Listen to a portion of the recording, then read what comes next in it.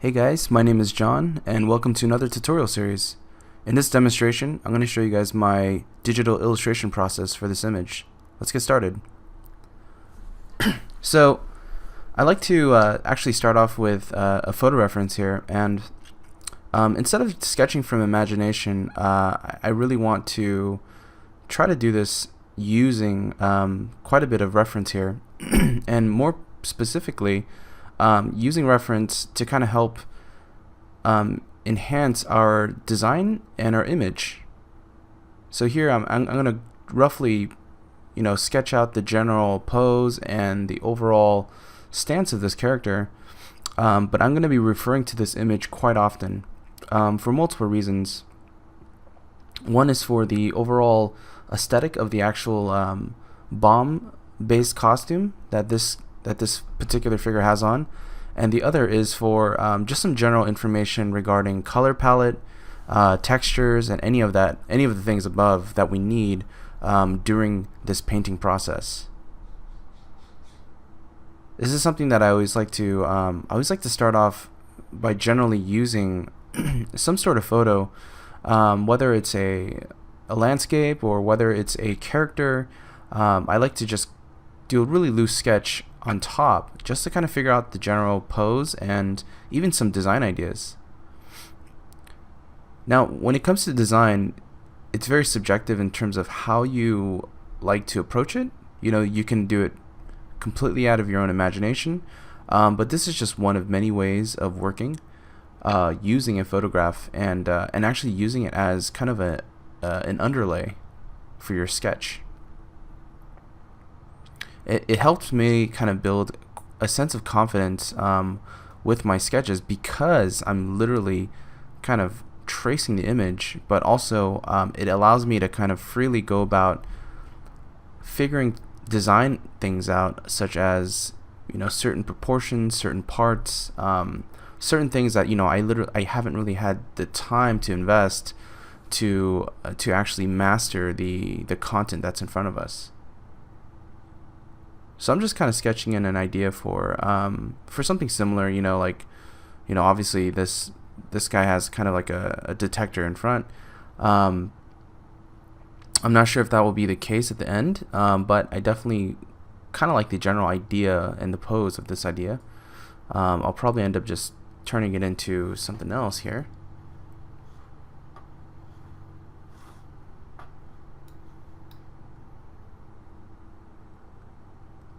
But as a start, now it's starting to feel kind of in the realm of what I really originally liked about that photo. Now the photo itself isn't that great.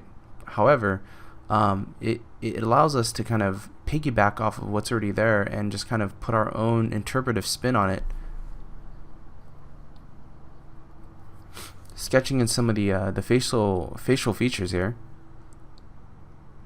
and maybe some design elements and just some details that probably weren't on the actual original image.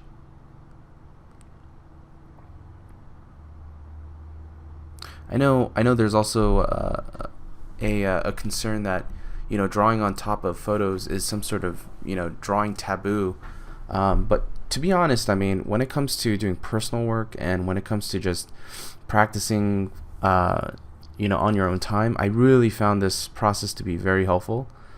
Just because it's just like life drawing, when you go out, you're studying things from nature, from observation.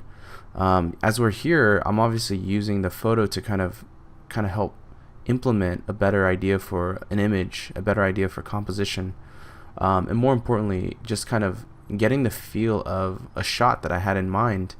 And using this as a huge shortcut process. So I have two layers here, one for the character and one for the actual background, and I just want to find a decent composition, a decent placement for where the character is going to stand in juxtaposition to the background. I had this idea for this this facility, this what looks like a, not an urban facility, but more of like a power plant of some sort. And I want to go for a little bit of a monochromatic feel. So I'm going to go ahead and start with a layer here, and I'm just going to start putting in some tones here. And these tones are something that I'm just going to just kind of indicate. And I just went ahead and I paint bucketed the background here, just so I can get some color going. And just trying to find a decent tone to start with.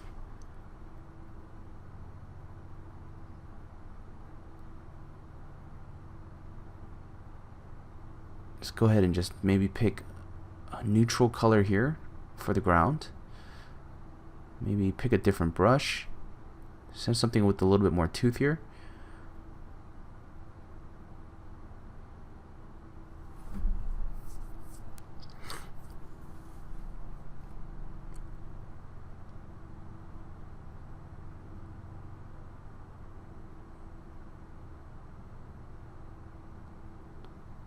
Maybe a little bit more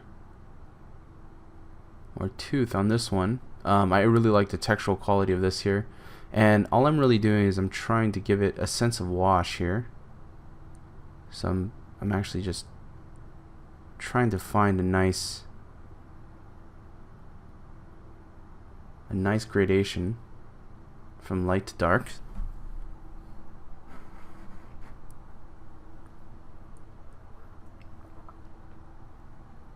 This is a great way to kind of find the tone of your sketch. I find this general process to be it's very illustrative, in the sense that I'm not using any photo textures here. I will put in some photo textures towards the middle and the end, but for now I just kind of want to find and feel out the colors by using the sliders here, or even looking at some other source of inspiration, whether it's an image or whether it's some sort of painting or something that you found in a photography, and it's just trying to find and explore some sort of color that kind of suits the tone and the look that you're going for. I find this phase to be very very fun and exploratory. I mean, it's actually not the most exciting part of the image for me, only because it's a lot of the foundation here. It's just trying to figure out the colors and stuff like that. The sketch here is still so in its infancy stages that there's nothing to really take away from it, but it's just figuring out the general colors here is actually quite fun to do. But as far as kind of the image in total in whole, it's actually quite it's very unfinished. It's not really at a presentable stage, but if you're someone who likes to kind of explore and mess with colors, I would definitely say give this a shot.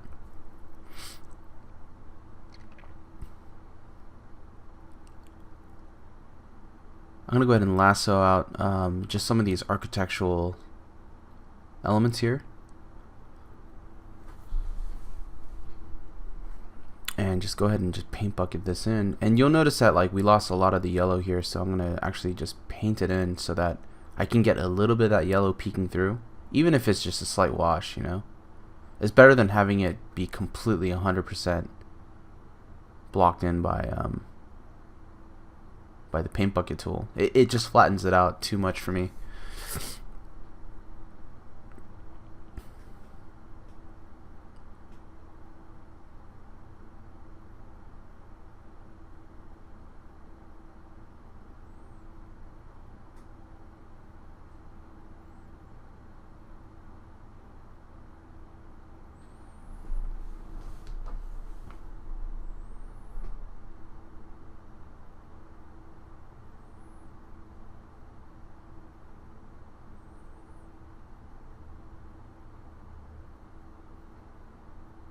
I'm just gonna add some lighter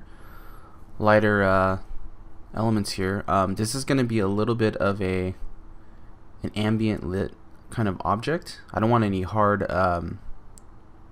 light source here, so I'm actually just treating it as like a large cylinder. So I want to try to find these opportunities to do like slight gradations here, but still kind of retain kind of the the the brushy look. It's so hard for me to not make it look digital, and I think what that is that we tend to just use the round brush or the soft brush, and it instantly has like this fake digital feel. And not that it's a bad thing, it's just that for me personally, I want to try to achieve more of that illustrative kind of painterly look that you would actually see in a lot of traditional paintings.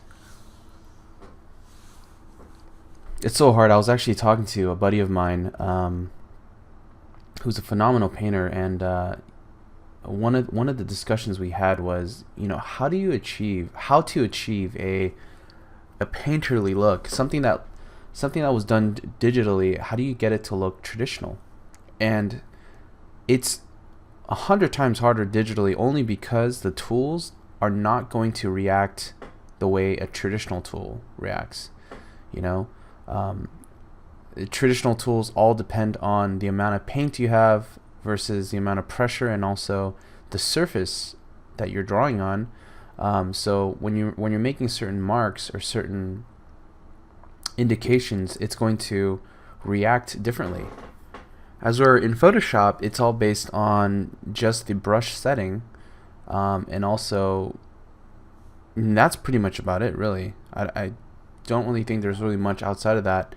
And also maybe the pen pressure that you're normally set on, but you'll never really get the same finesse as you would drawing traditionally. And to get that, you have to kind of be aware or look out for certain things,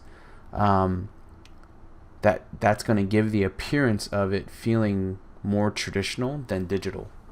And I think a lot of that is just kind of being aware and sensitive to just the way the brush strokes kind of feather out, and the way they're kind of loosely indicated in some areas, and how it tightens in very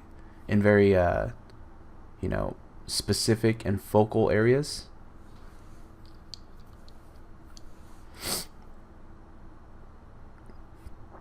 I know some artists, that do a phenomenal job of this, and even to me, I'm just looking at it in awe, because it has such a traditional vibe, and to do that digitally is just a magic trick. So for me, I mean, as I'm doing this, I'm even trying to figure out what is the best way to kind of to go about it. And there really is no right or wrong way. It's just kind of, you almost have to feel it out, and you almost have to kind of see where the opportunities lie to kind of give it that finesse, that those calligraphic marks, the painterly lost edges, the moments where you can get away with being very loose and very interpretive, and just kind of having that look and feel.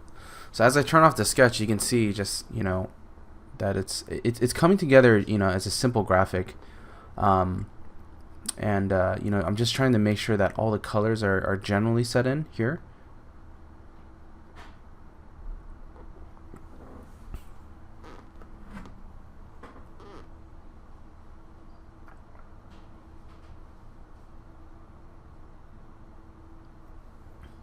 I'm going to put in some darker indication, some darker marks. And if you notice, I'm using the A-Texture 04 rotation brush. The way this brush works is actually using a Photoshop art pen.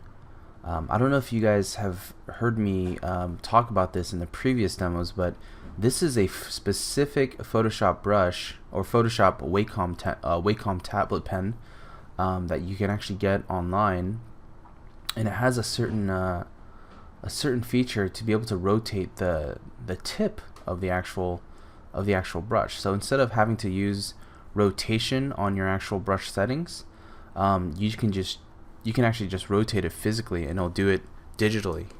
It'll actually respond accordingly.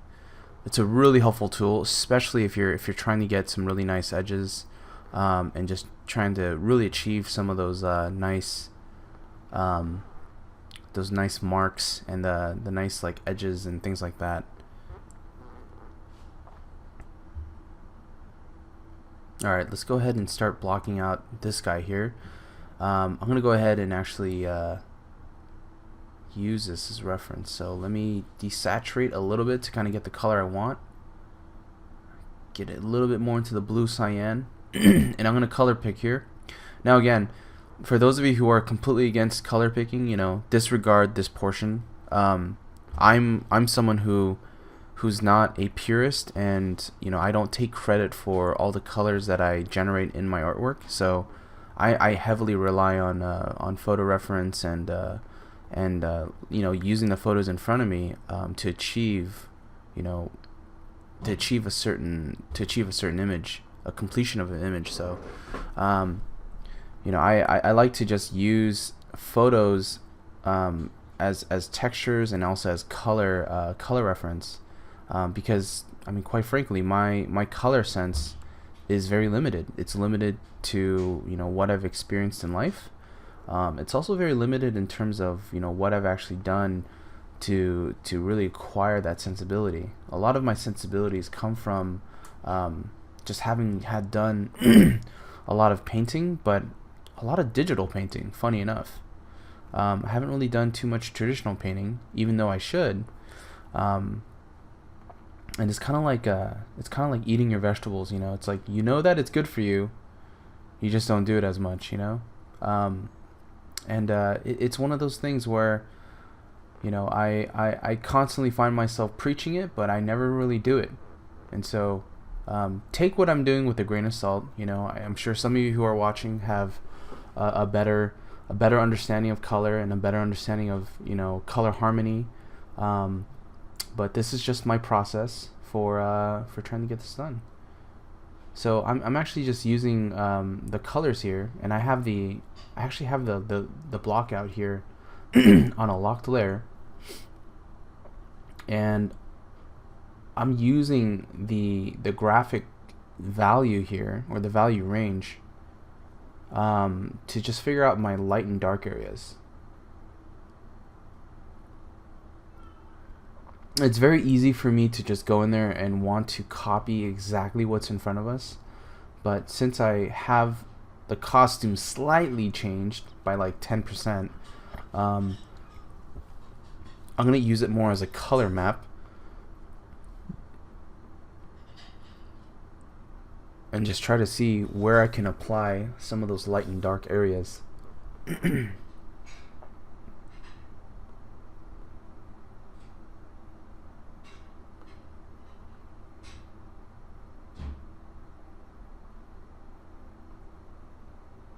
Gonna block it in down here.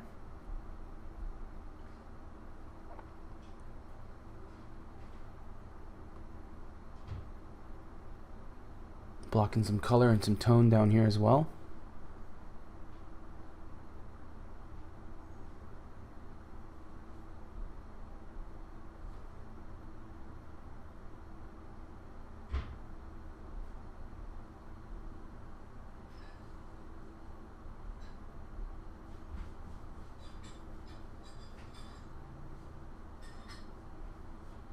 And use some of that that bounce light there. And what's great is, like, as I'm still making up my own decisions, you know, I have this photograph to kind of refer to when I'm stuck. And that's what's great about having some sense of photo reference, is that whenever you're stuck, you know, it's really helpful just to have an image just to kind of remind you, hey, stay on path. Don't give up yet.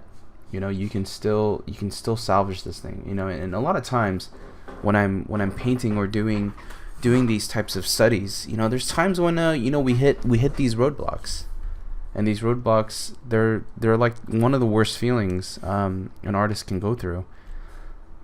So a lot of times, you know, we want to just say, well, let's just step away from the computer, let's go do something else and let's come back to it. In my opinion, that is the right thing to do. But sometimes, if you need to just get something done and you're bound by a certain time frame and you just need to finish your task, then make sure you have these safety nets. Make sure you have something planned out so that you can do this. You can achieve all that you need to achieve, by getting this done with some sense of photo reference. Have something available so that you can quickly get this completed in time. And it just saves the heartache of just trying to figure things out all the time. I know it's a bit of a cop out to say, well, just use your photos and the answer's all there for you. I mean, it's a big cheat sheet, but it's there for a reason. And as a commercial artist, it's a very smart thing to do and also to embrace.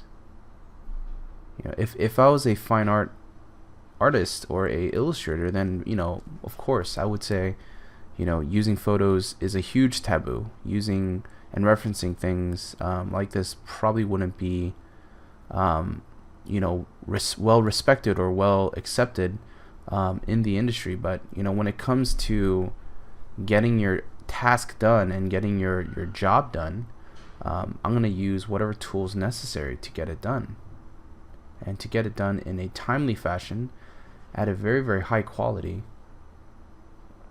and also to make sure I'm that my art director or my boss is very happy with the result, regardless of how we ended up there. It's always about the end product. I think the artists, we really care about the process of how we got there, just as much as the end product. But when it comes to fulfilling a task and getting things done for a production pipeline for games or for film or for your art director or your boss or your supervisor, it's always about the end product. It's never about oh yeah, you got this done in 20 minutes, that's great. It's always going to be about, well, how good does it look? How well did you do it? Did you use pure painting abilities? Did you use photo textures, 3D? It's all about how well you're able to execute. So as I'm blocking this in here, I'll chime in here and there in regards to a specific process, but all I'm really doing is I'm just trying to I'm actually just massaging the light and dark transitions, just cleaning it up, really. That's all I'm really doing here. It's not the most exciting thing. It's just kind of procedural. I'm just kind of going in and lightening some areas, darkening some areas, just so that has a nice finessed look. And this is kind of what you need to do, especially if you're working really roughly and loosely like this. If you're blocking in colors, you got to make sure that everything kind of sits in well. And you notice how I reference the color there just to kind of help pop that highlight on the far left leg.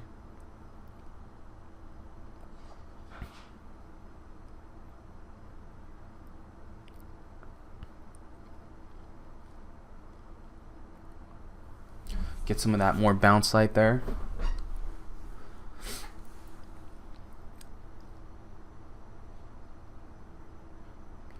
But yeah, I mean, as a general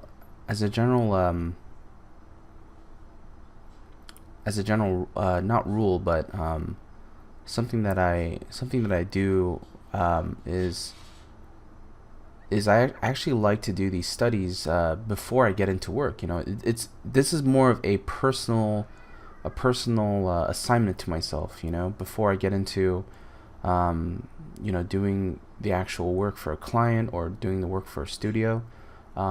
just because this is the stuff that's going to kind of warm me up. And the warm ups are very important, and it's kind of like this is nutrition to me. It gets me into the mode of just working out my artistic muscles. And it's hard to find time to do that in a work setting, to learn on the job, or to really kind of sharpen those skills, only because sometimes you might be stuck doing the same thing, and it's hard to find that ideal situation where you are literally going to be doing the work and learning simultaneously. Most times you're actually just doing the work. You're not always learning from every piece. At a certain point, work does become work, and not to downplay our industry by any means. It's just that there seems to be, and I was under this impression as well, but there seems to be a thought where being an artist, you're always going to enjoy every single piece of artwork you do, whether it's for films, games, commercials, or whether it's for a company. And that's not necessarily true. There's times where you're just going to be dragging yourself by the toes, and you're going to just be just hating what you're doing. And it might be for many reasons. One, the assignment might really suck. Two, you're just artistically stuck at the issue in front of you, so the problem solving might be hard.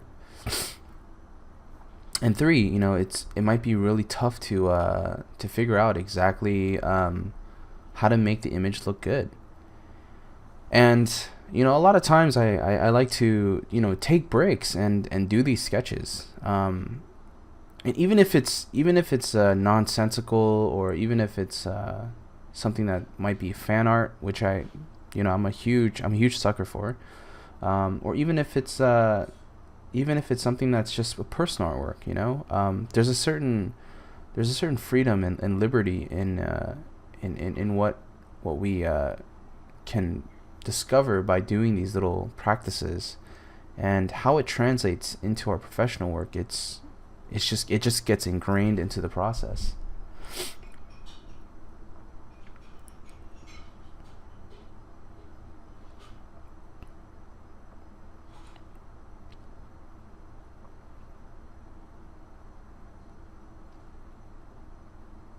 So I'm just making a selection here at the very bottom of the base.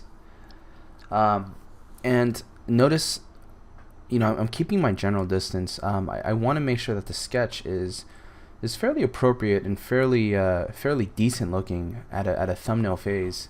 I had to learn that the hard way. I was always used to sketching up close. I always thought, well, the closer and more precise your image is, the better your overall picture is. And that's absolutely false. It's all about how does everything read together.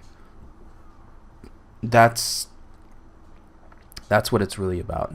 And I didn't understand that until I started looking at my work from a distance. And when you start looking at your work, and if you find your work not to be appealing from a 5 to 10 foot distance, then just in general, it's not appealing. I mean, that's just the fact of it, I think I started to recognize that, or realize that, when I started to do school presentations, and I had to print out my work, and we had to post it on the walls. And funny enough, my artwork was the least impressive, the least thing that kind of stood out the walls. It just looked so bland and so busy, and there's just no nice graphic design to it. It just kind of had a bland look. I couldn't explain it. It just looked boring from every angle.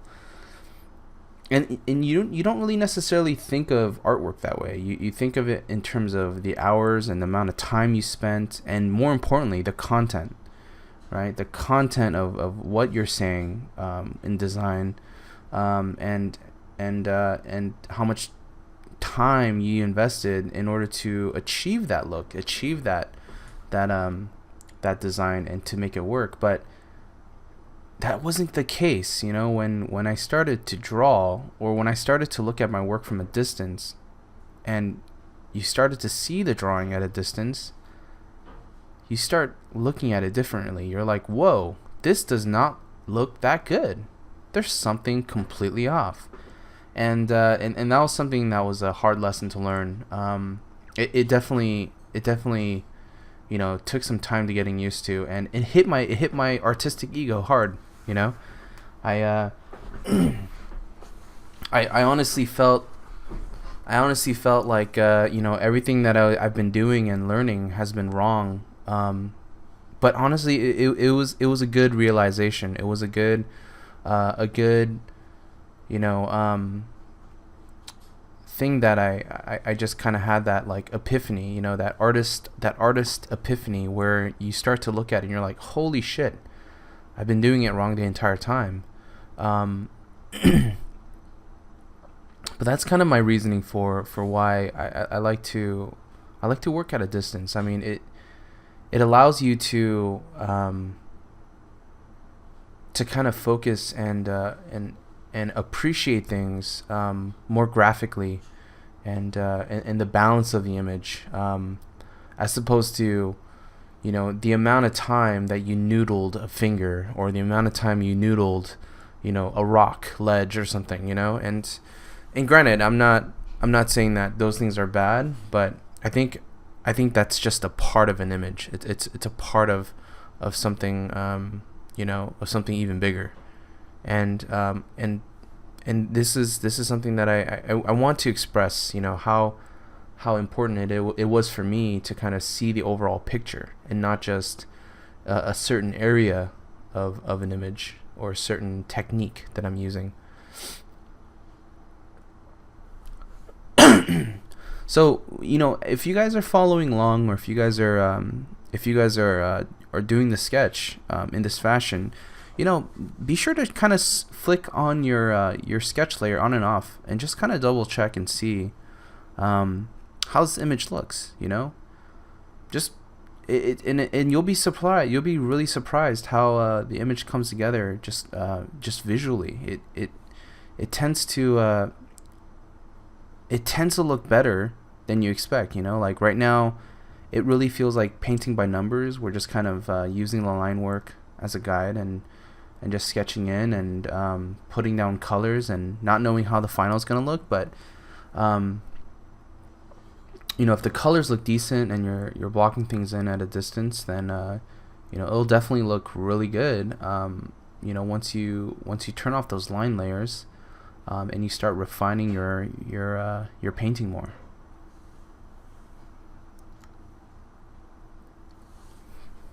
So I'm just kind of blocking in some of the background here. I wanted a little bit more of a muted look. That's kind of the reason why I erased those smoke plumes. And right now,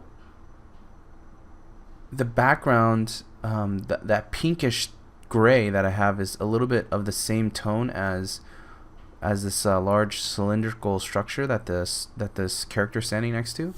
So I'm trying to find a way to really push that back, and keep in mind, guys, like my ground layer, I'm just using the biggest textural brushes I humanly possibly can, because I want to make sure I maintain that painterly look, that just big broad strokes, you know, keep it loose, keep it gestural. But yeah, I'm just trying to figure out how can I push that back, you know, that background as far back, and still keep it somewhat interesting in terms of color. And you'll constantly see me kind of hopping around. I'm just kind of doing these little micro decisions here on the very bottom. And right now, if you look at it, it kind of looks like nothing, but it's the amount of contrast that I've created. It's very entertaining to the eye, because of just the amount of lights and darks, and the patterns that I'm making. Has a nice, generally a nice kind of relationship. It's like dancing with one another. You know, the colors are kind of there's kind of a nice balance between the colors there.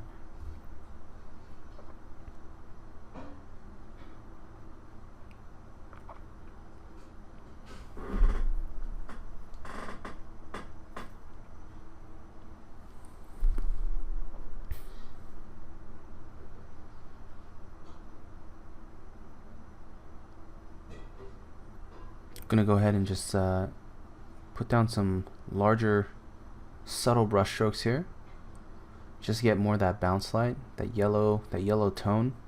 Definitely like that yellow tone here.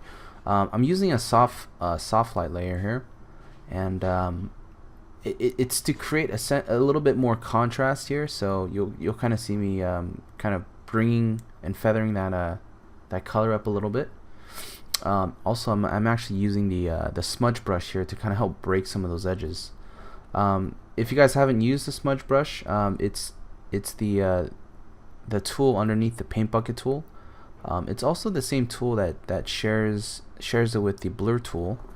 But the smudge tool is great because if you're making a certain brush stroke or a mark and it looks just god awful and it looks really ugly, you can use a smudge tool to kind of help break that stroke, to break that fidelity of the actual mark, to make it make it look a little bit more interesting.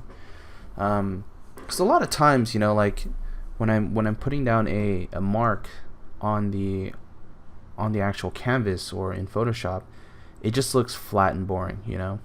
And it predominantly has to do with my own abilities, you know. It's not necessarily the tools, it's just really me. Like and the thing that I found that was it was helpful was, you know, being able to use a smudge tool to kind of break up some of that messy brushwork, you know, to kind of help give it a slight bit of dynamism and a bit more interest. And so that's kind of what I'm doing here. Just kind of trying to add a little bit more contrast so that, you know, we can give the ground a nice light pattern, like a light dark. And what I mean by light dark is that you can see a pool of light closest to our character, and as it goes away from us, there's kind of a slight dark area, and that's kind of what I'm trying to achieve here.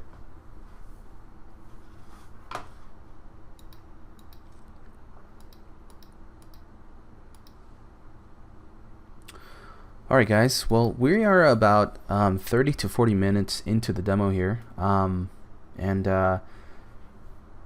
you know, we definitely started off with a fairly loose sketch, and you know, this is kind of how far we've gone, just purely using blobs of color based off of you know, a photo that we had in the beginning, but also a lot of colors that I'm actually making up here, and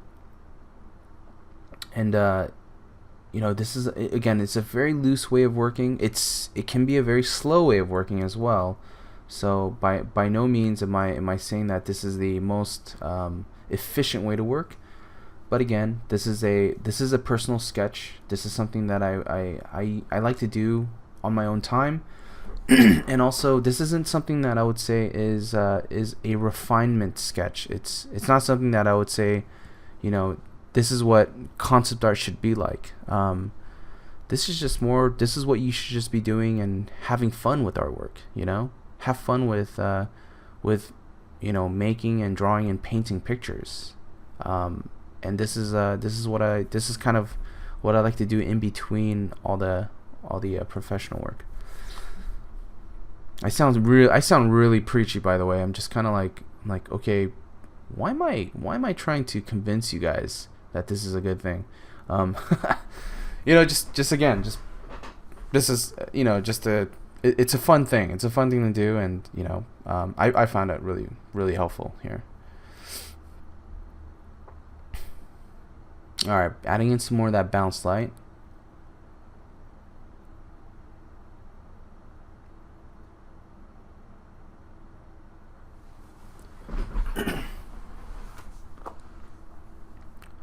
adding a little bit more of a defined edge, but more importantly, just a little bit more light at the top here. And I kind of want this idea of like shafts of shadow, kind of hitting the cylindrical structure here, because it looked a bit boring, to be honest, just having it flatly lit. So I want the impression of like these structures above casting a shadow. So that's kind of what that represents there. And obviously the shadow here is a little bit too dark, so I'm gonna go ahead and lighten that up.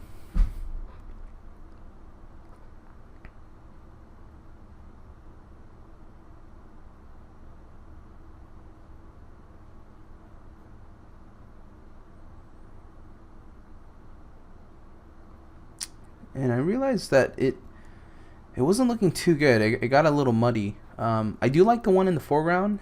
I think it helps pop the character out a bit.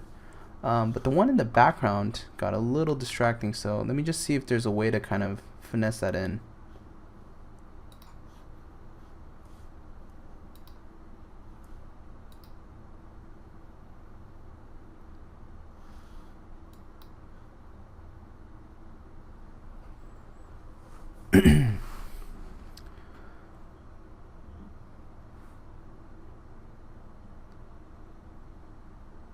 Gonna pick some other colors here, and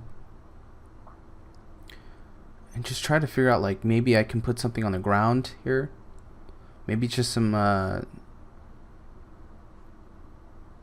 ground plane lines that kind of help indicate perspective. And again, at this phase, I'm just trying things out just to see what would make or enhance the image here.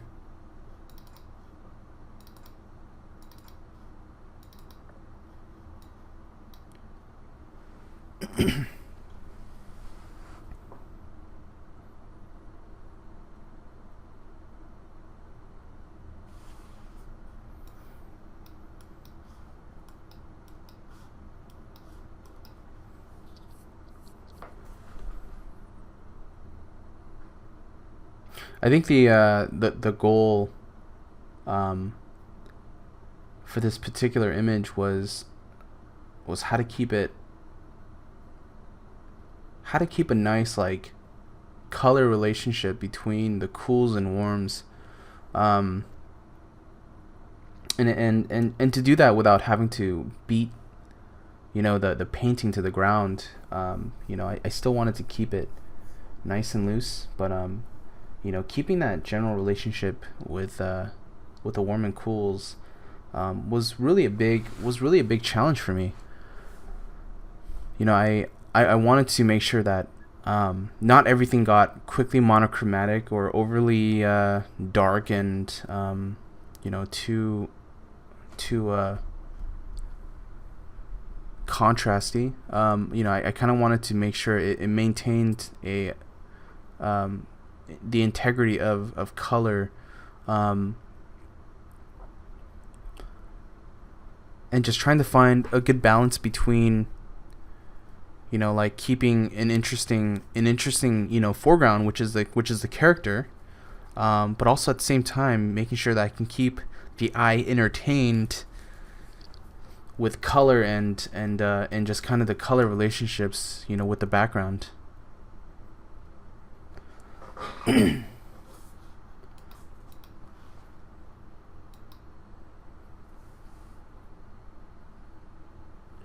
So adding in a little bit more of these, like, tiny little blips of kind of like contrast in the background. You know, I'm just trying to see, like, what can make, like, the stuff in the mid to background, like, slightly more interesting. So that's kind of what I'm messing with right now.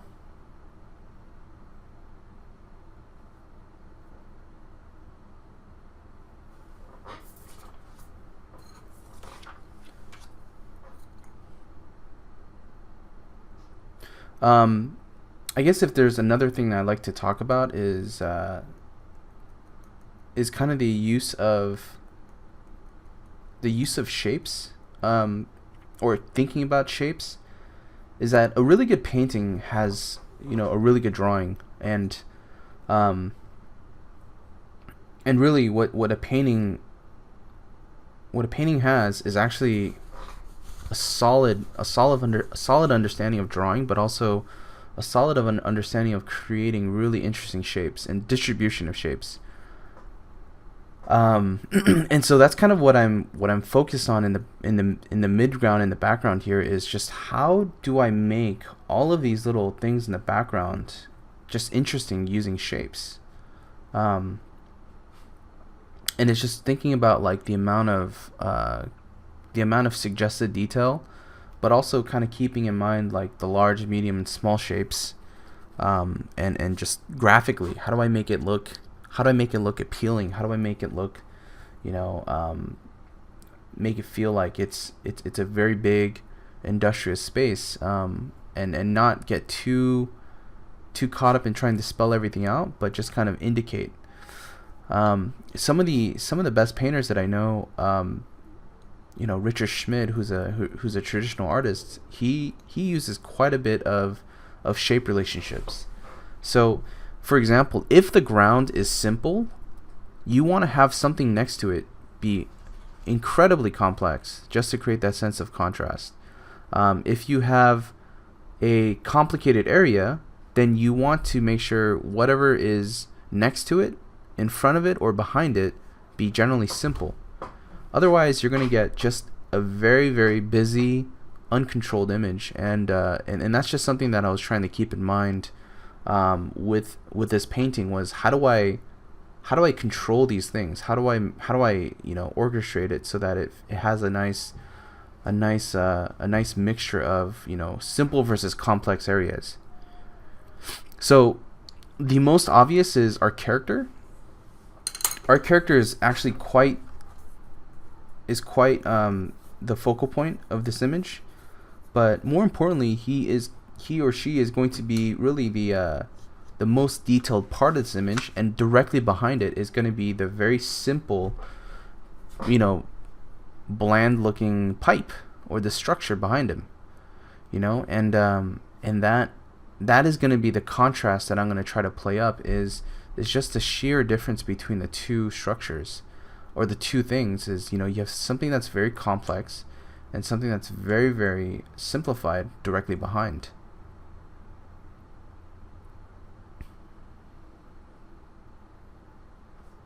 I'm adding in some of these suggested details in the background here,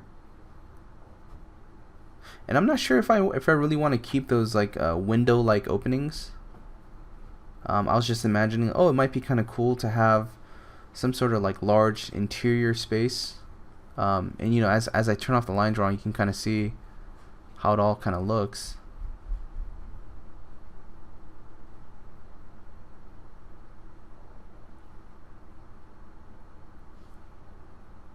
And at this phase, you actually get a better judgment in terms of like how your image is going to appear at its final stage, because the amount of colors, but just the amount of information that's conveyed, you can already see that there's quite a bit of contrast, and there's a lot more information that's happening in the midground. So I'm definitely gonna have to go back and really work the character a little bit more.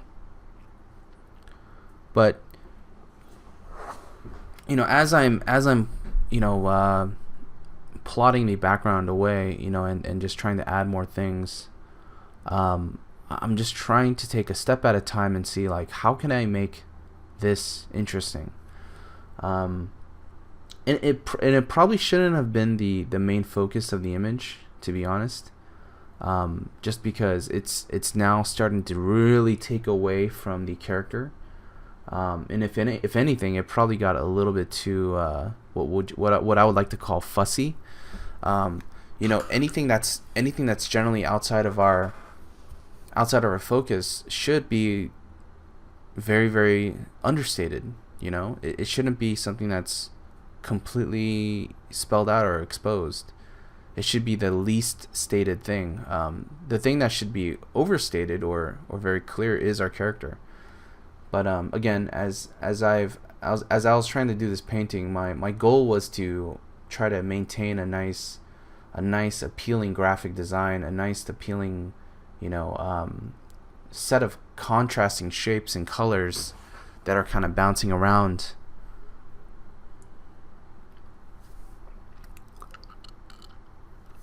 And I think I just got a little bit carried away with the background a bit. So, I do make mistakes, even when I'm doing personal work, or if I'm doing demos for you guys, or even for students. And it's really from the mistakes that I make that I'm actually learning the most. And as I'm doing this painting, I'm just like, man, I could have really have just been a little bit more economical with my time and my efforts.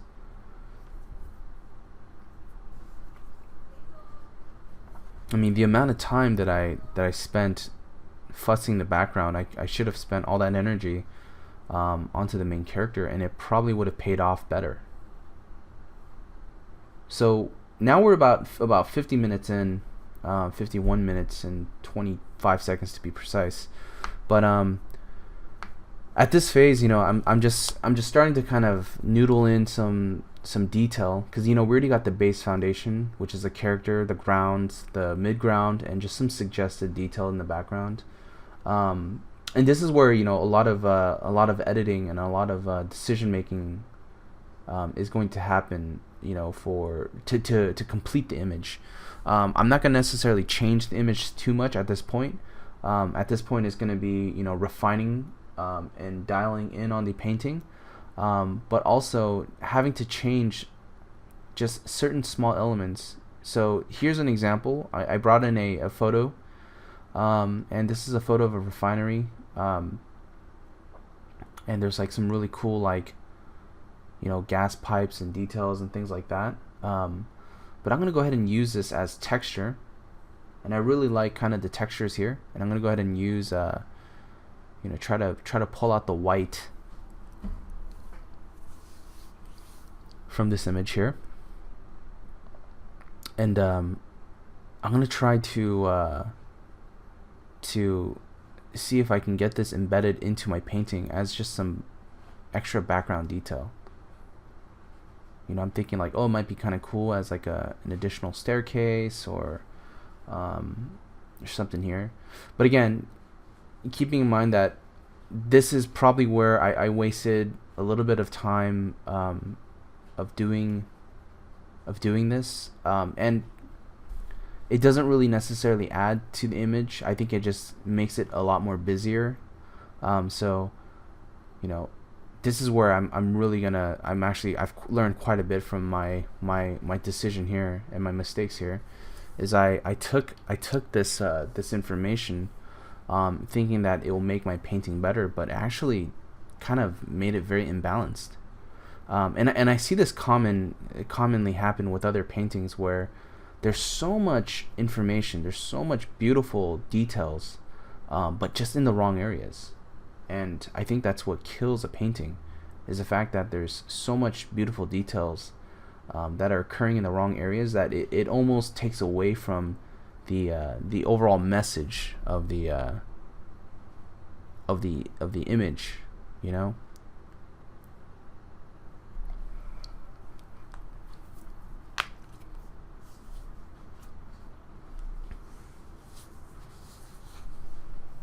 I'm thinking like, oh, it might be kind of cool if I added some like hints of some sort of like railing structure back there, and let's go ahead and make this 40 to 50% tolerance, and I'm just gonna magic wand this shape out. Like 20% might be better. And you'll see me do this where I make a selection and I go to similar, and what it does, it'll pull out all of the similar values or the similar colors that I selected, and it'll mask that out. So here I thought like, okay, I definitely need a more interesting shape, maybe something that continues this motif, and I'm using the photo as literally as a silhouette and not so much of the actual information here. So I'm using a textural brush, and I'm just gonna kind of push this all back, and I'm actually going to kind of take away all the detail, and just start to push it back atmospherically.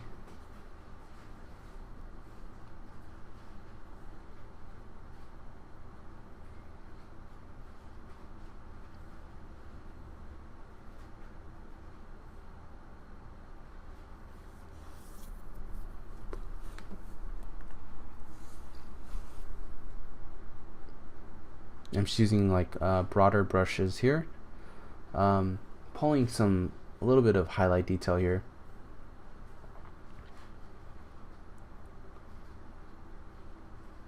But I definitely want this to appear more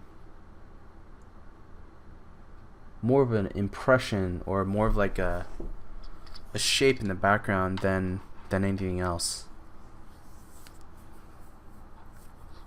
Again, if I kept all those details, like all of the pipes and all that stuff, suddenly the painting becomes about the pipe in the background, and not about the soldier in the foreground here. So, you'll see me like slowly kind of consolidating and simplifying the image, and I'm trying to do this in a way where I can still retain just a little bit of texture, but it seems like it's not quite cooperating the way I want. So I'm gonna have to just completely just take all this stuff away.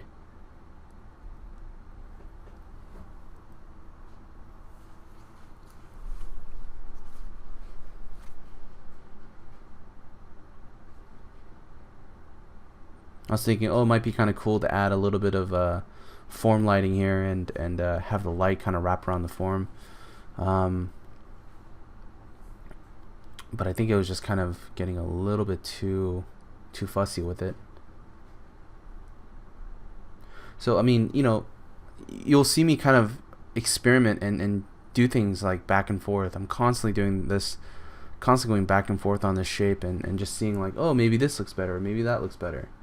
But realistically, all I'm really doing is I'm just seeing what's going to be best for the image, and I'm constantly going back and forth.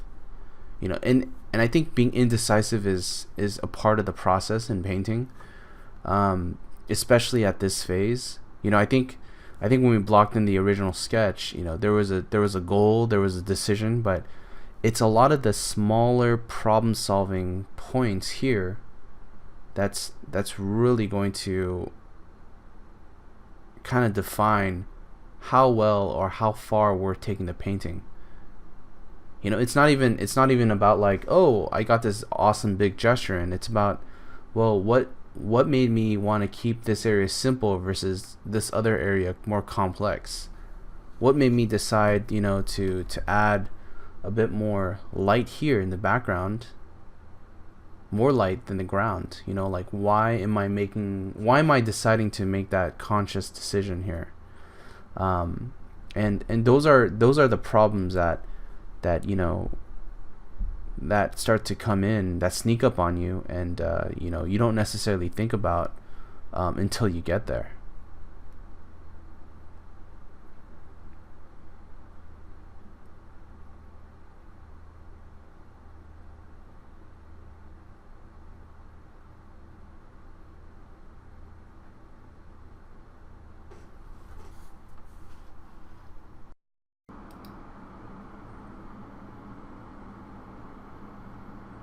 So let's see here.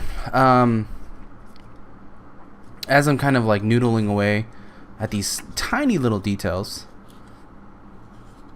I want to try to find ways to kind of simplify, because as I mentioned before, there's a lot of unnecessary amounts of detail back here. So I'm kind of like, I'm kind of editing out all the work that I put in there, and this might seem like a complete waste of time, because I think a lot of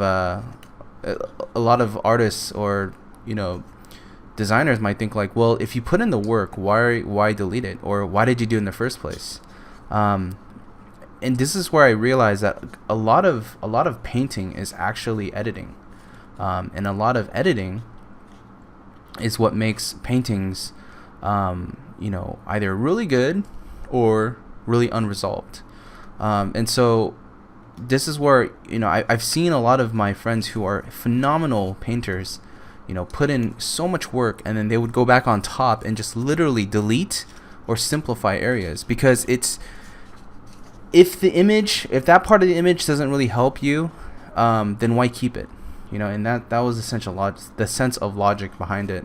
And that's essentially what I'm doing here. Is I'm kind of simplifying, darkening things down, blopping out details here, and it's really small scale, as you can see, and just erasing little things like, well, that chord doesn't do anything for us, and also trying to go in here and just darkening certain areas, and erasing out other areas, and things like that.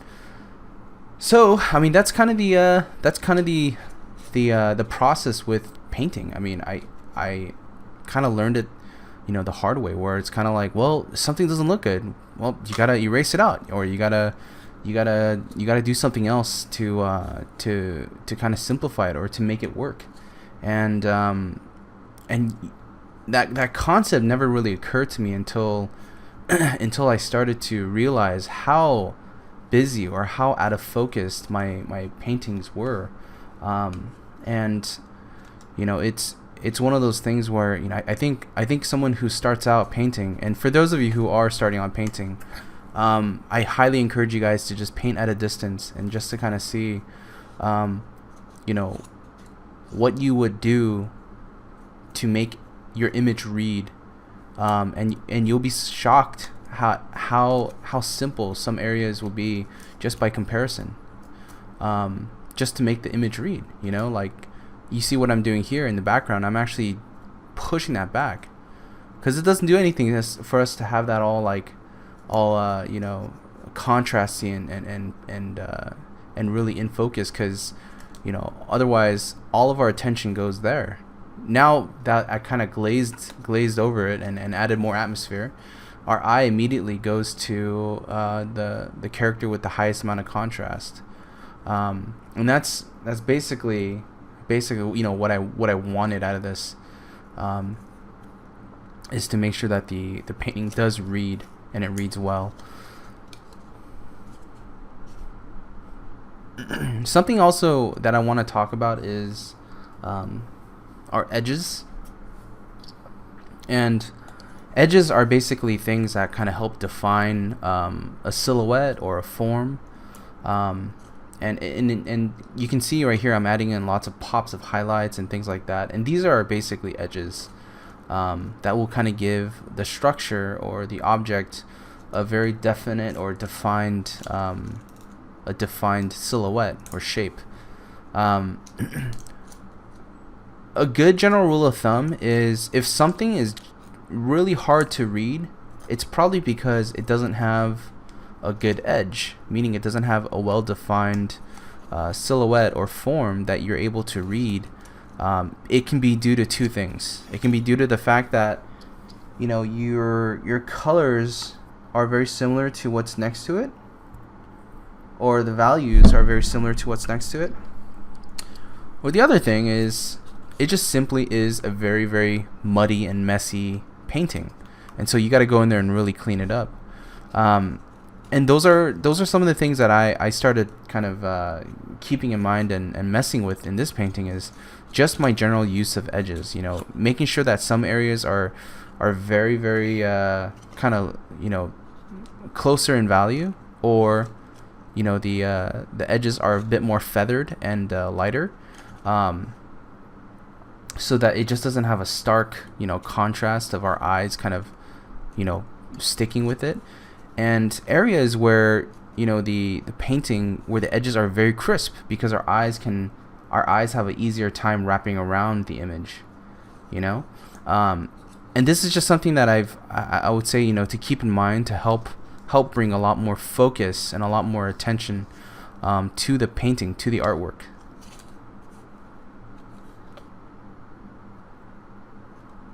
And sometimes it's just really nice to have areas where your painting kind of disappears into the background, or have areas where, you know, there's open areas for it to kind of escape and to kind of bleed in and out, and also areas where I can actually stay intact and also kind of understand the full form and have it be completely and fully spelled out, you know.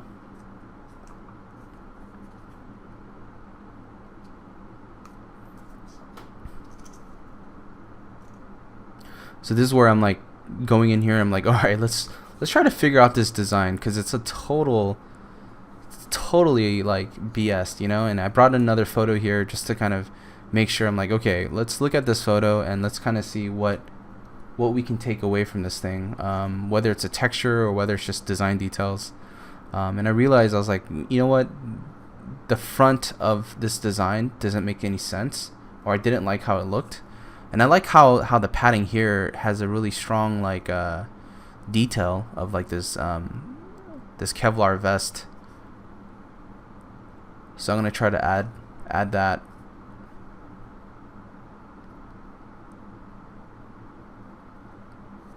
Put that here.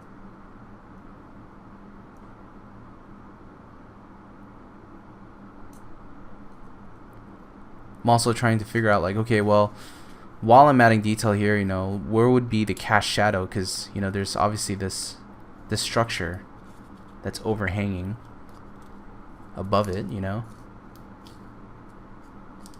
It would definitely have some sense of some sort of like cast shadow.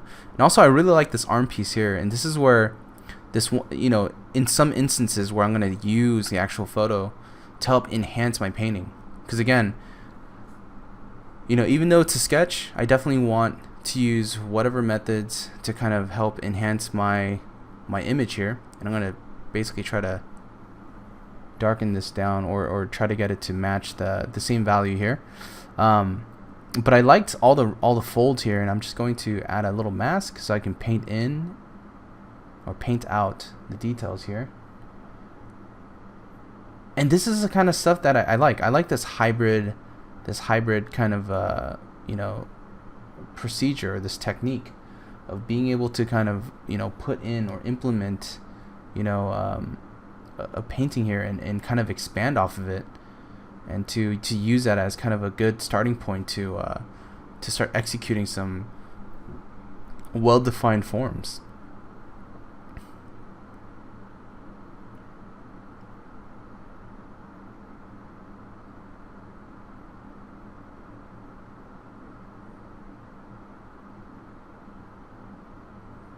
And just simplifying the folds here. And granted, I mean, all this stuff is from the photograph, so you know, because it's too photo-y, I wanted to match my sketch. So I'm gonna simplify the details, try to match the values, try to match the color scheme, you know, get rid of anything that's like is becoming unnecessary noise. You know, a lot of this stuff is kind of a little bit unnecessary for us to keep, so I'm gonna just kind of delete that stuff out, and just kind of really get this to have the same fidelity, you know.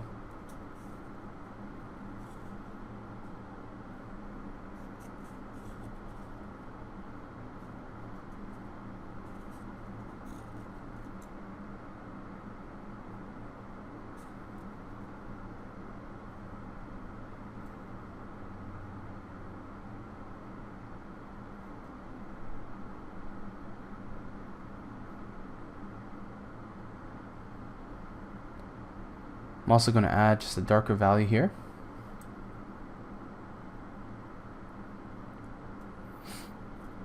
And I'm going to go ahead and actually just draw out a section here. Maybe even just like add this piece, let it stop right here. I mean, it's very similar to what's on the reference. You know, you kind of have this like large pop collar.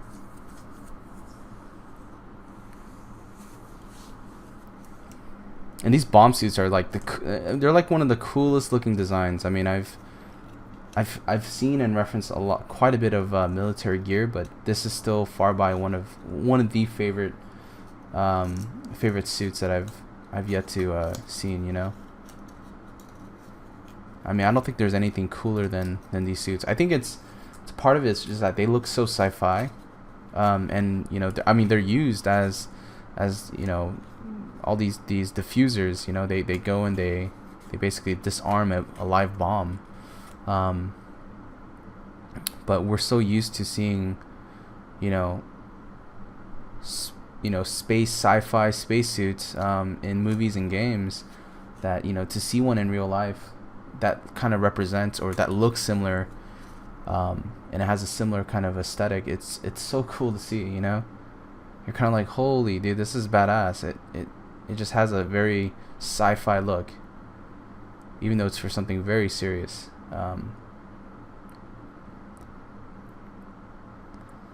So I'm going to add a darker value right behind it here.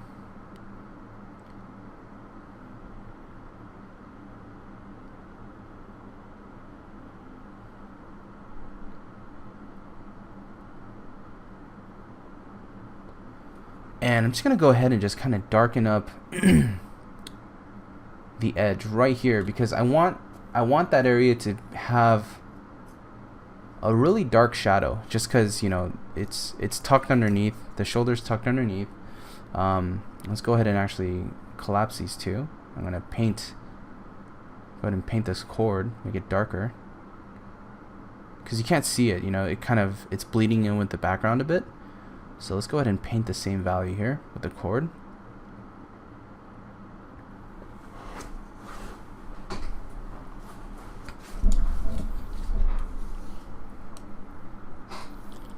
I'm going to transfer some of that same value from the actual sleeve and try to get it over to the vest.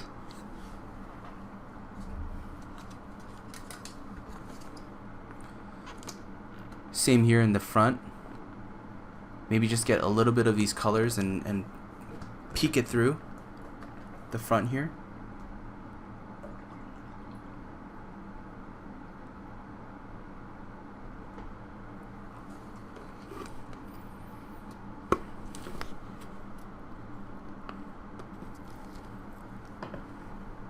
And that just kind of helps me enhance the shadow here. It's actually quite nice contrast to have. And another thing about lighting, guys, is whenever you have an intense light source, you want to make sure that, you know, in order to make it feel like the light source is intense, you want the shadows to be very intense. So if the light is intense, then the shadows have to be intense. You never want a light shadow and an intense source of light, because then it just looks like the local material is light, and the shadow is not, the light source isn't light, because it's all reacting based off of the shadows.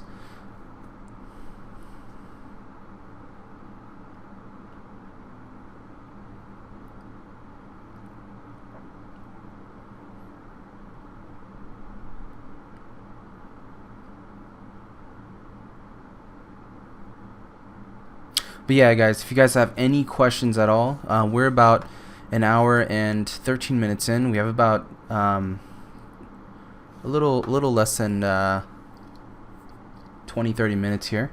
But yeah, this is kind of the general process. And you know, if you guys, you know, haven't done this, you know, I highly recommend trying it out. So the starting of the sketch was, you know, using a sketch to block in all the colors and tones.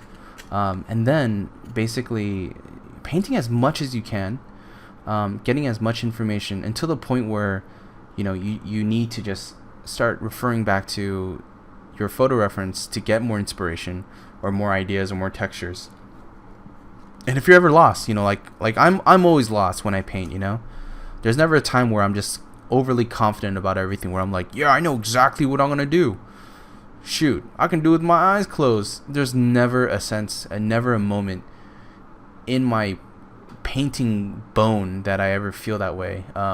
You know, there's a lot of things that I'm very, very insecure about, you know, with my decision making, with my sensibilities, and not to sound like a complete, baby, but a lot of times I just want to like, I just wish I had, magical powers and just be like, please do all the hard work for me, and just like snap my fingers, And I hope it can just occur magically. I hope it can just happen, but it doesn't. It never happens like that, right? Otherwise, everyone would be doing concept art, and art wouldn't be art. It would be snap your fingers magic. Um, but stupid joke, I know. But I think one of the things that I learned is like, when you are stuck, what are you gonna do? Like, what is the goal, and what are you gonna do to resolve it so that you can actually meet those requirements, meet those goals. And I quickly learned that, what, if I'm stuck and I need to get something resolved, then I'm gonna use a photo. I'm going to use my research. I'm going to reuse books and materials around me, or even toys and models, to really get this figured out. Because if you don't, then you're just going to be stuck. You're going to be twiddling your thumbs and trying to figure out for the next, however many hours, days, and weeks to make this work.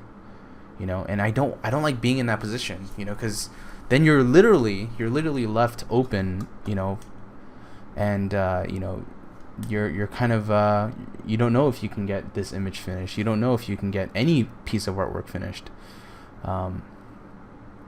Anyways, long story short, I think I'd like to just say, give this a shot, try it out. If for those of you who haven't tried this before, it's a good opportunity, especially doing like these types of practice sketches. This is where no one's going to judge you but you. Screw social media, screw Facebook, all that stuff. It doesn't matter. It's about putting this out there for yourself, doing this for yourself. Learn from the process and try to gain some confidence from it. Try to learn from it. Let it kind of influence, the work that you do, or the work that you're trying to get from it. Whether it's building up your portfolio, or whether it's trying to do something for a client. Let this be a dry practice run for that.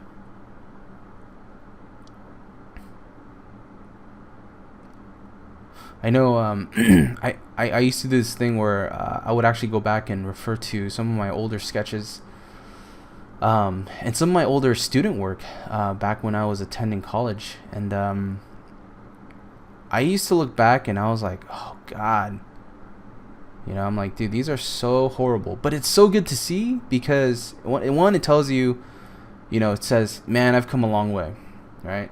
That's one big thing. The other thing that it tells you is like, what? I learned so much from these sketches because of how bad they were and of how many mistakes I made. Because the following sketches, I stayed clear of those mistakes, and I never had to deal with those same mistakes again, because they were already all made. They were already all made the moment I started doing really bad sketches. I was just like, shit, I'm not gonna do this again.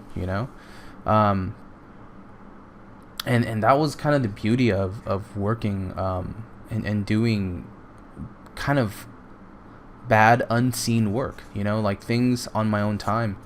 And these sketches will never see the light of day, other than you guys. Like, for those of you who are watching, I mean, you guys are the only ones looking at it, but I would never show this professionally and be like, oh yeah, this is something that I did for work. And there's no way. However, as an artist, this is very valuable to me, because this says, well, you know what, I actually learned a shit ton. I learned what not to do. I learned what to do to get this certain effect. And that to me is worth more than having had done, an awesome painting, and getting like 700,000 likes on Facebook, or followers on Instagram, or getting recognized or something, because I think all that success, or all that, like, that recognition is, it only comes from, it's only really an aftermath of like all the stuff that you had to endure and learn from making mistakes, you know. And that's why, like, I was a huge sucker for saying like, oh man, I think I only did good because, you know, so and so said my work was good. But I actually did good because I fucked up, you know, I messed up here, and I learned quite a bit from it, and what I learned from it is invaluable, and it's just something that you just don't see, you know. You'll never see what you learned until you move on to your next piece of artwork, and you look at your work and you're like, all right, I know exactly why I'm proficient now. I know exactly why I don't make this same mistake. It's because I already made this mistake before. Unless you're completely stubborn and you just make it, then you're just stubborn. And trust me, I've met some people like that. I'm like, why do you keep doing the same mistake? You know, it's like perspective. You know, some people choose to not follow perspective. And I'm like, oh gosh, come on, man. You know, it's not the hardest thing in the world to do. I mean, it's dry and boring as hell, but if you just spent just a little bit of time on your perspective, man, I mean, it would go such a long way, you know? But it's one of those things where it's like, geez, it can totally, you know, make or break an image.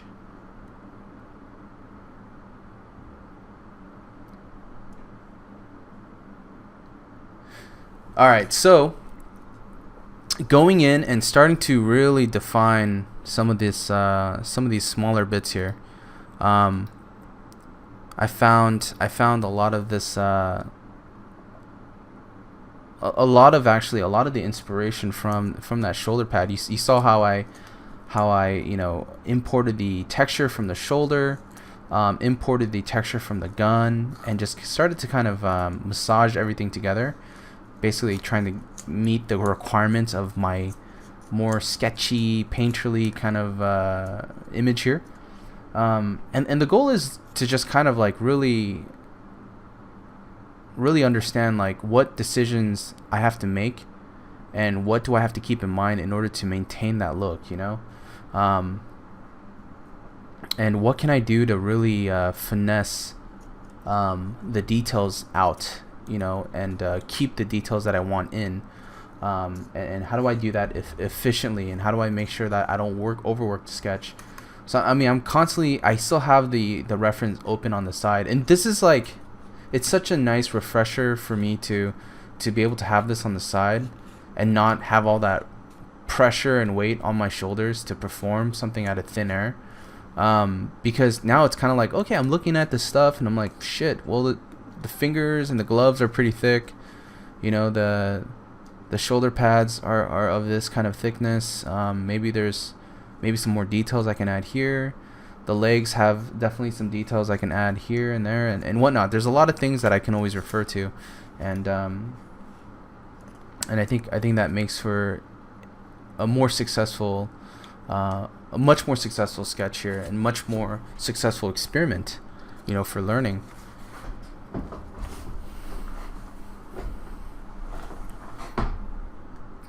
And try it out, guys. I mean, try out the whole. I mean, if you're someone who uses a lot of photos like I do, you know, try doing the opposite. Try painting without photos, or try painting with only one photo, and see how far you can take it. If you're the opposite, where you don't use any photos, and you're just an amazing illustrator, you know, just from traditional practice, try using a photo and see what it does for you. You know, like there's all these different processes and all these different methods that can enhance your artwork dramatically, you know, just by trying things out, you know. For work, in the film industry, I do quite a bit on the use of photos.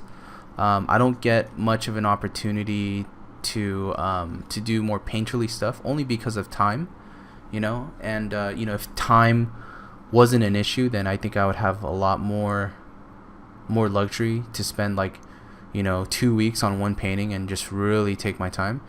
But since being a commercial artist requires a strict deadline, and and to hit certain expectations and needs on a short notice, you got to use whatever technique.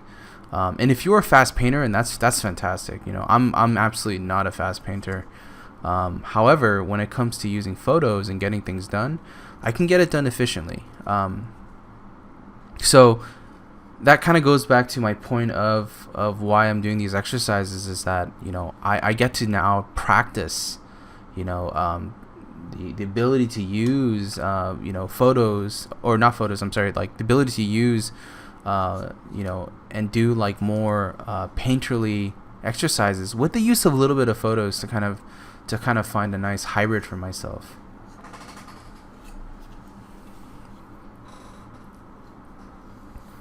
So I'm just going in here and finessing all the details. As you guys can see, it's something that I'm not. I'll narrate something if it's absolutely important, or if it's crucial. But for the most part, what you see is what I'm doing. There's not really much magic or explaining to do. It's kind of like, okay, well, I'm now going to turn off this thing, and let's see, I'm going to go ahead and add some of this dark pattern here and make it a little bit more apparent. Just because design-wise, I feel like it's a little bit, unapparent and kind of graphically weak. So I'm going to go ahead and accentuate it a little bit more. But it's pretty much straightforward. It's paint,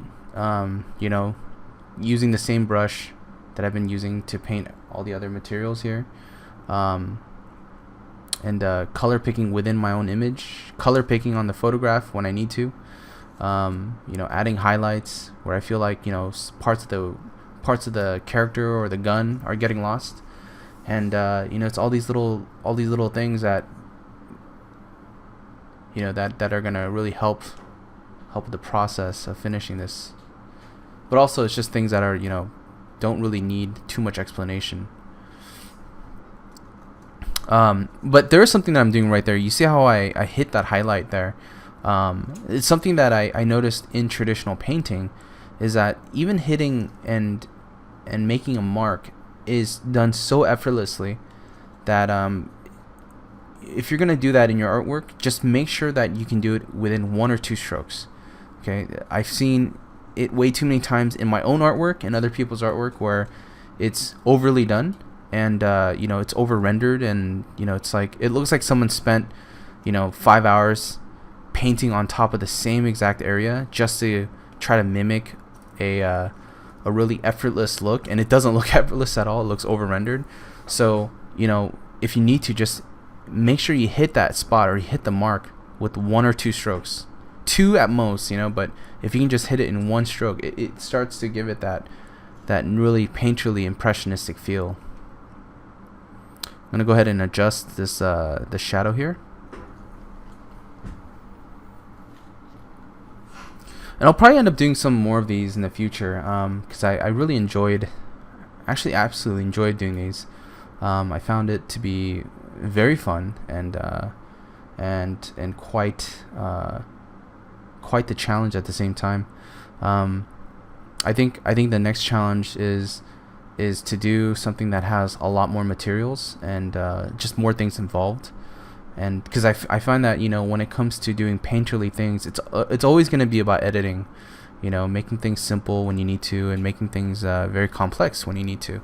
So these are some of the things that I've learned, and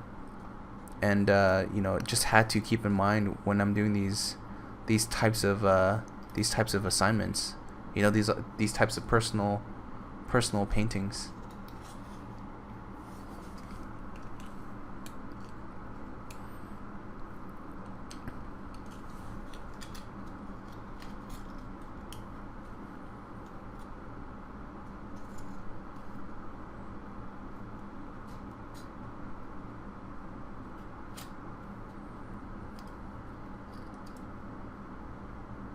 All right, so Just sketching in the bottom of the feet here.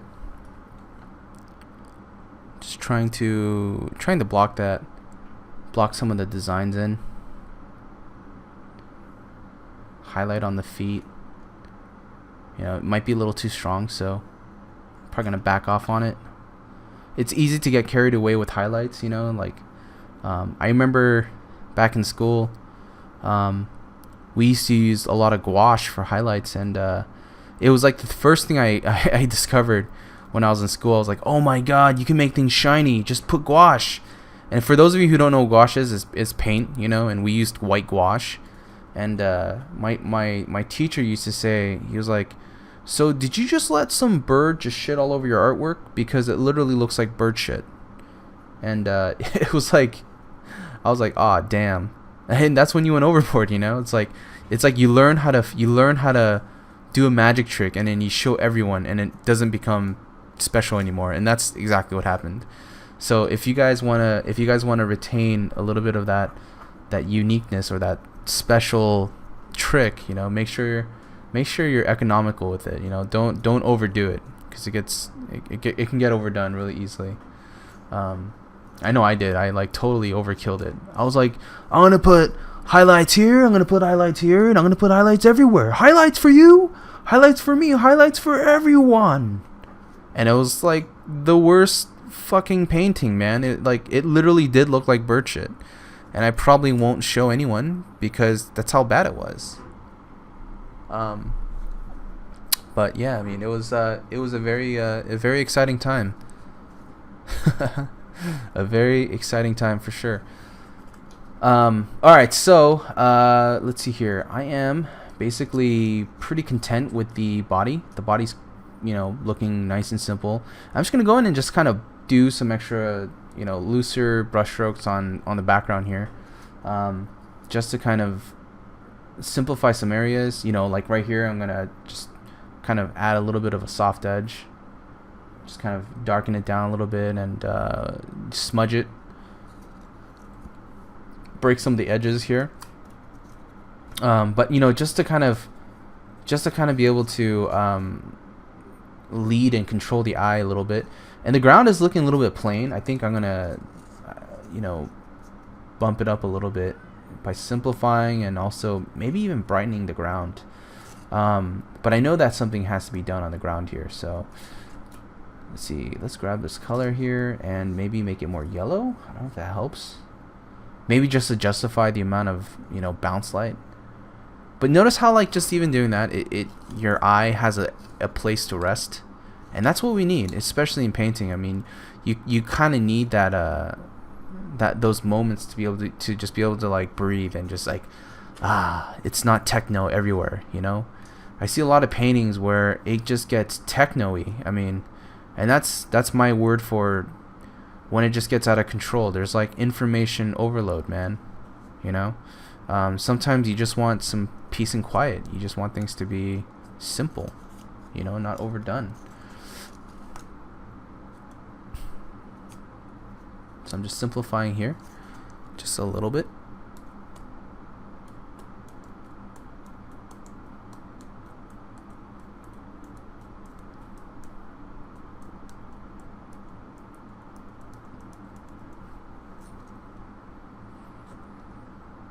All right. Let's add some more, maybe a shadow here, just to ground our character a bit. Just a simple shadow. Maybe add just a little bit of color to it. And this is where, you know, I actually overdo with the shadows here, but I always add too much fill light, basically from the sky. You know, adding in that blue here.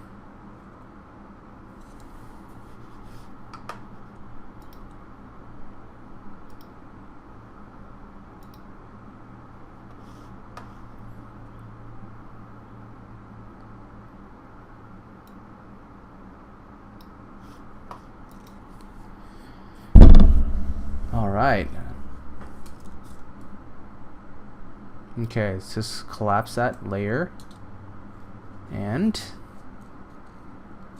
let's try to move this down. I'm just gonna make a an overall kind of copy merge layer on top of everything. And I'm just gonna kind of double check and see if there's anything else that we're kind of missing, you know. And what I mean by that is just like if there's some spots where I need to modify or just kind of simplify, you know. And that's kind of where all this is gonna take place. I noticed like some of these areas can use just a little bit more simplification. Some areas with more edges,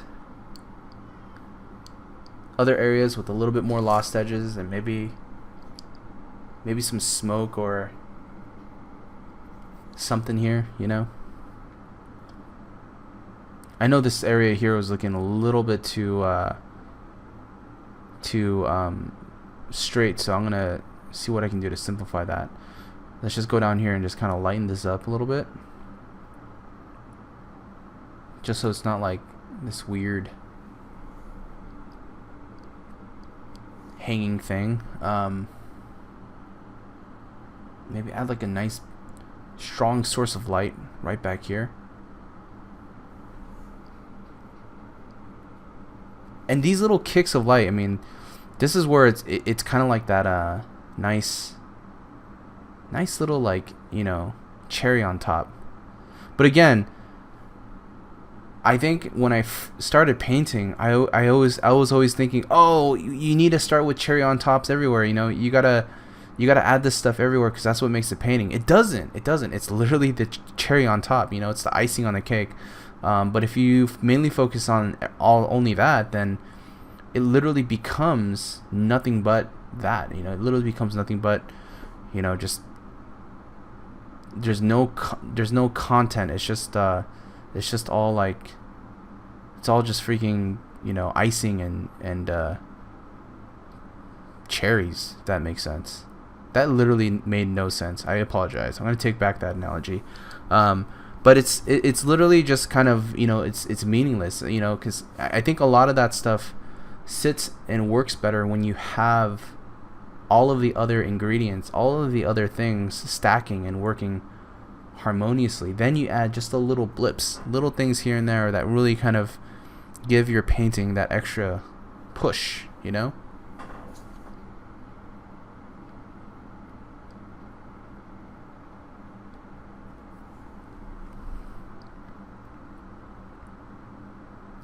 All right, so just doing some adjustments here on the character. I felt like it needed a bit more contrast to draw our eye in, so that's why I'm kind of adding this little layer where, you know, we adjusted the levels and just added more contrast here. Gonna copy merge again, and that's just me saying like, all right, let's commit to it. Don't be scared.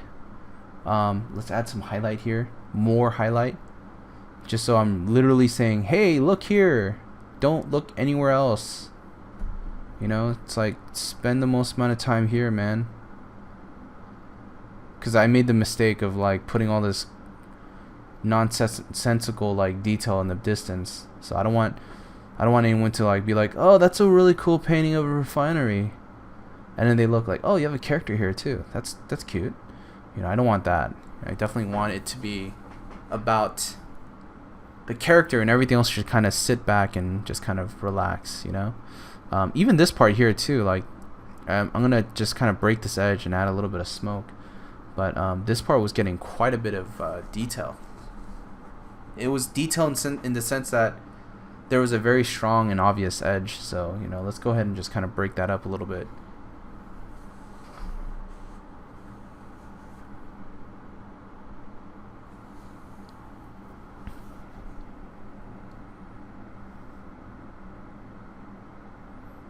Okay.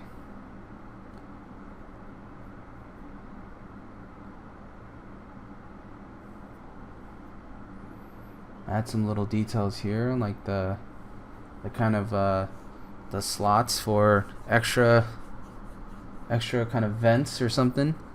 Little last minute touch-ups, like little you know, cut lines and you know, anything that we need to do to kind of touch up the image.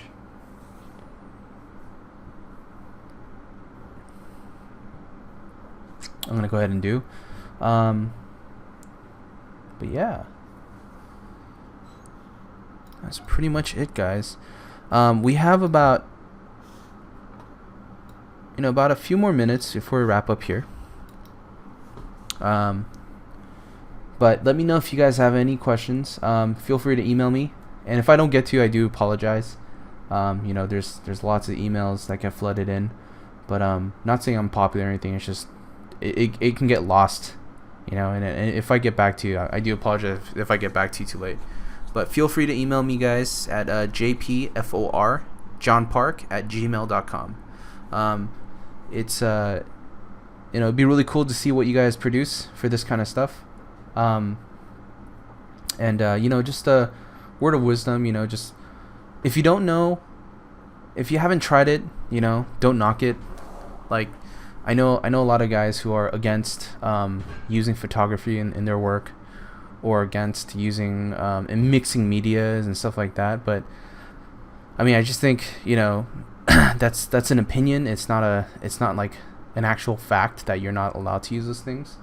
But I think as an artist, it's fun to just kind of explore and experiment and just see what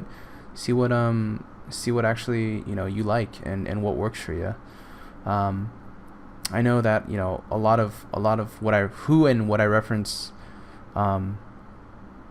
are like some of the leading industry concept artists, and I know those guys, they do a lot of different techniques and a lot of different things to incorporate into the work, and it's kind of what makes them badasses, I would say keep pushing it and keep that creative mojo going.